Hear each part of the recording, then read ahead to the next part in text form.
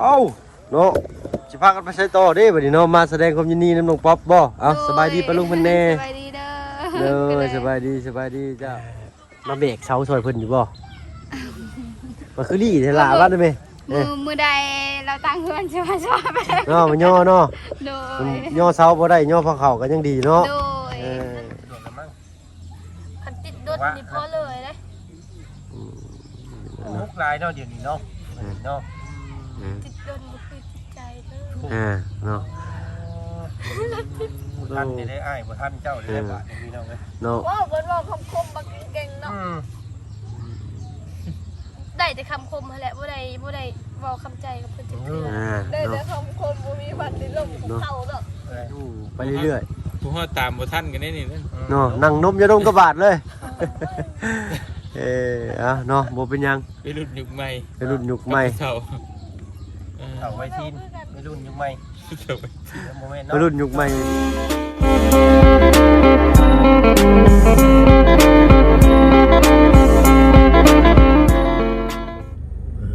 ต่อไปหน่อยเนาะลายฟ้าล่ามือเนาะเส้นทางนี่ก็ยังอยู่ในความเงียบสงัดหยุดนิ่งบ่ติงไปใส่เนาะ คือเก่า เก่าพี่น้องคือเก่าเนาะยามค่ำคืนยังดีนี่มือแรงกับมืออื่นนี่รถร้ายเนาะลูก วันเสาร์อาทิตย์ เช้าอาทิตย์บ่มีบ่ เสาร์อาทิตย์บ่อยากมีไปไหน นี่แหละพี่น้อยเนาะสาเหตุที่ว่าเอารถจักรติดที่ท้ายรถขึ้นมานํเนาะสมมุติว่าเขากลับมาเขาไปซื้อข้าวบ่ซื้อกับข้าวบ่นะมันก็ได้ กลับเพื่อนแล้วนี่มันบ่ได้ออกเลย ดินไปใช้เลยเนาะมันแต่เอารถจักรไปซื้อข้าวซื้อน้ำก็ได้โอ้พี่น้อย ป เนาะ วดขาม เรียน ยาก เบิ่งข้างหลังมันเร็วนะโอ้สายตาโอเมนครับประกันสิบสายตาเลย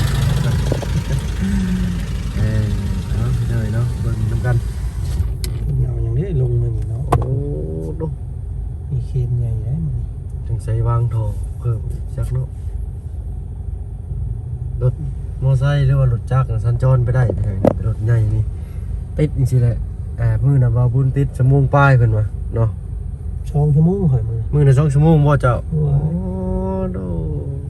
ปกติแห้งเละครับกูเก่าใครเนี่ยอยู่ใส่เลนหนึ่งนี่ สองตื่นวะนอนมือ สองตื่นยังได้โงยไปดิ แม่น โมเมนต์รถลงอยู่บ่อนะฮะเป็นเลนดูอยู่ แล้วกันบาท จะได้ 2 เลนเลยบาทนี่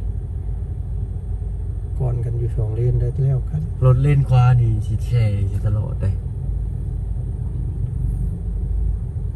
ครับอีกอย่างระบายทั้งหน้ากับระบายทั้งนี้มัน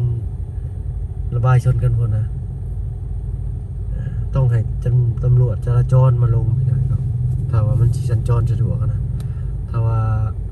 พนักงานเฮ็ดทางบ่หรือว่าอาสานี่นะเพิ่นสิบ่ฟังเพิ่นสิหมุนไปโลดเนาะแต่พวกรถใหญ่ซั่นซะเนาะแต่ว่ารถน้อยนี่ไปทางเก่าก็ได้ไปเลยนะมันเบาอันนี้คือสีนี่เพิ่นบ่ฟังเนาะ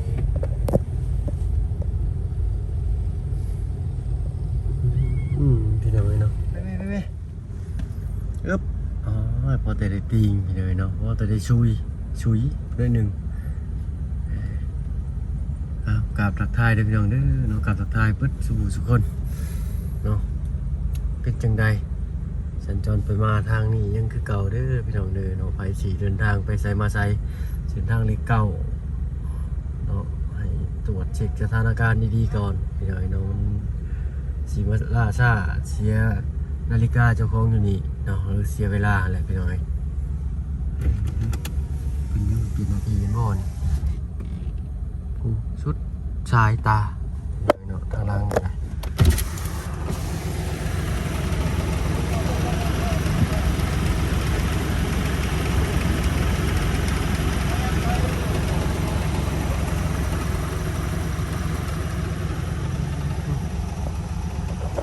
บอติงก่อนยังไง ถ่ายอีกจักหน่อยจักสิจักนาทีรอรถตัวชีฟ้าๆคันน่ะจือได้แล้วพี่น้อยเนาะโอ้เพิ่นแก่มาตั้งแต่ทางสวรรค์พวกพี่น้อยเนาะแล่นมาเซนซิโนเฮาได้ตามก้นเพิ่นมาแล้วก็เฮาได้แซงมา2คันคือเพิ่นแก่มาลงนี่พี่น้อยเนาะแก่มาแต่ไกลป๊อดแก่ใส่รถพ่วงมาเลยเนาะเพิ่นให้เอาถอยบ่ ถอยบ่ ดูไม่ถอยรถมันไปบ่ได้ไปคือเก่าเลยแต่รถมันไปได้ เล่นทางนี้ต้องถอยให้เพิ่นไปก่อนเนาะเริ่มใหม่แล้วสะดุ้งเลย เดี๋ยวมาอีกบาทนี่ คันนี้ก็มาแม่สิเจ้านั่นบ่อยากเมื่อบ่ ได้แล้วแหละแบบ เงาเหยียดเลยพี่น้อยเนาะตามจริงนี่ต้องบังคับให้เล่นเลนเดียวอันนี้ต่างคนก็ต่างบ่ยันบ่ได้ไปอันนี้เฮามาก็มานำก้นเพิ่นได้พี่น้อยเนาะคิดว่าเพิ่นโจทย์อยู่ เข้านี่บาทนี่หมดตายแล้ว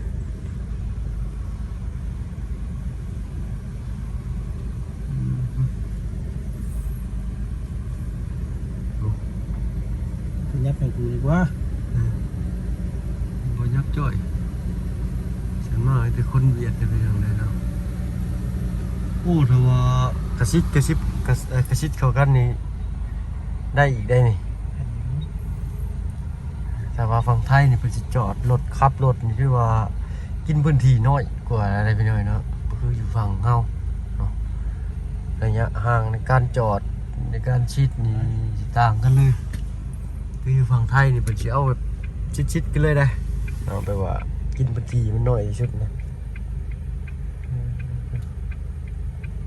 คันเอาชิดครัวเขาน่าสิได้อยู่ที่สำนี้เนาะวิทย์อยู่ได้นี่บ่ได้เนาะดินเป็นโฮงนี่คือซีนี่พูล้มรถไปอีกคันหนึ่งว่ารถเป็นคันใหญ่เลยเนาะสิเข้าใกล้ประจันเบรกมันไหลมันไปอยู่จะคันเด้ทำไมเป็นคันนี้เนาะคือซีนี่ยนต์คันนั้นไปใช้คันนั้นยนต์คันนี้ไปใช้คันนั้นก็ล้มอีก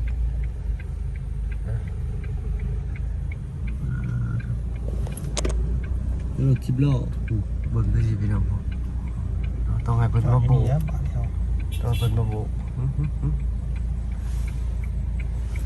โอ้อายุมีอันหน้าบ้านเพิ่นอยู่พี่น้องเนาะลุกเด้อทางนั้นเด้อไปเอาถ่าเสียบก่อนหมู่รถพี่น้องเนาะถอยมาหน่อยแม่น่ะถอยมาหน่อยแม่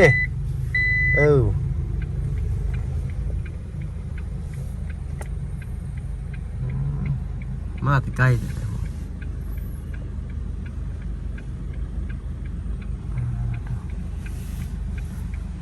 เราถ่ายรถในขั้นนั้นออกมาจึงไปได้ที่นี่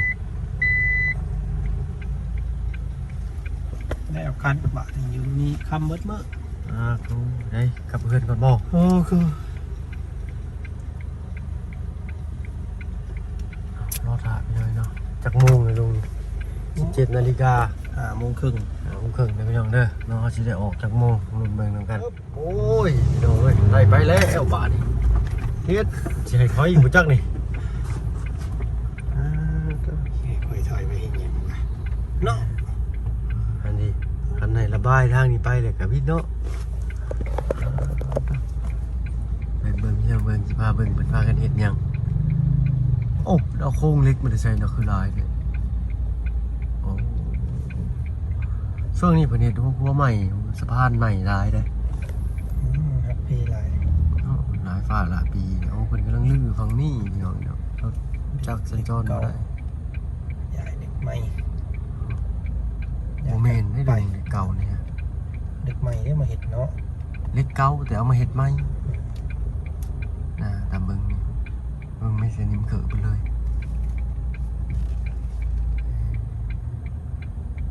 เป็นลื้อเอาหรือว่าเนาะตัวเก่าเนาะ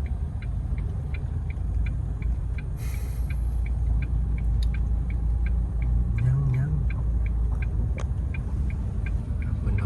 จรไปเลยได้บาทนี่รถอันนี้พี่น้องมาแต่สวรรค์ผมมาแต่ทางชิโนอยู่ไกลนี่เจโทรมาติดนี่บ้านบัวได้ใส่ถอยอีกถอยอีกบ้านนี่ก็ห่วยมีทางไปเลยนี่ อะไรอยู่สองคันอะไร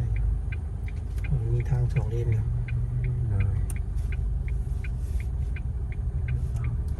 ถนนเนี่ยมันขึ้นมาห้อยรถมากๆเฮ้ย โอ้ยรู้มาก คอยได้เท่าเป็นชิเลียวตัวนี้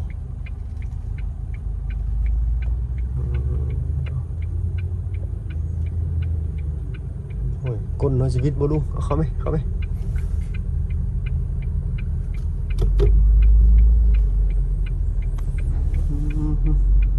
เน็ดโอ้เหลือหน่อยหนึ่งเอ้าโอ้ยเนาะเกิดเขาเอาก้นแล้ว เราจะก้นข่อยแล้ว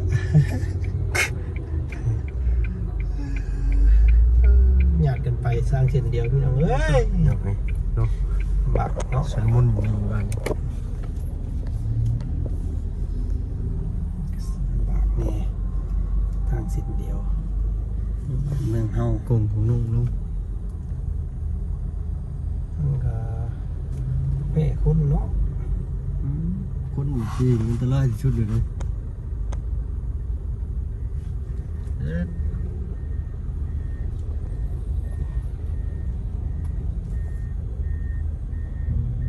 โอ้บาดเต็มโอ้ประเทศช่องเดือน ช่วงปีใหม่เพื่ออะไรเดียว 2 เดือน เกี่ยวเข่าเพื่ออะไร เดี๋ยวเขาจะเอาครัวเล็กที่บ้านเล็กมาใส่โกนโม่นี่เมนได้รู้ไหมเนาะมันจะเอาสะพานเล็กมาแก้คัดก้อนดับเบิล ที่เห็ดคือที่เห็ดคือขัวยิงเวียดนามบ่ ต้องสิบโลโอ้ยยากมาก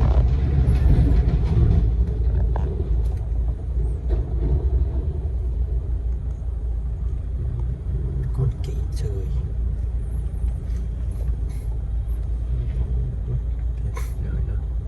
เอ็ดเท่านี้เรามาลาดลาวเบิ่งยังไงนี่ ปลาสมบัติให้ ลาสมบัติบ่อนี่โอ้โถตกลงไปหุบนี่เนาะ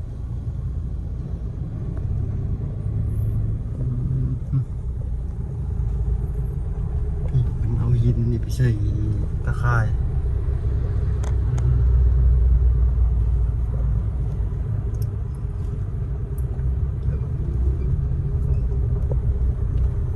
อันนี้ก็เรียบร้อยข้ามไปแล้วพี่ครับ เคนนี่ พี่รุ่นแบบอีกบึ้มเลยรุ่นนี้เดียวเนาะเมื่อนั้นหรือว่าครัวอันรถเกตลิสจะฝั่งไทยไปเรียบบ่ประสบอุบัติเหตุเพิ่นเป็นผู้โชคดีใช่ไหมคนไงง่องเงยไปพี่น้องไปมึงกันว่าเราทอดจอดถึงกับโอ้ดูโอ้คำเดียวใช่ครับบ้านโคกห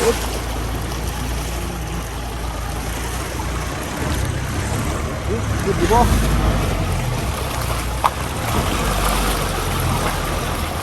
ไป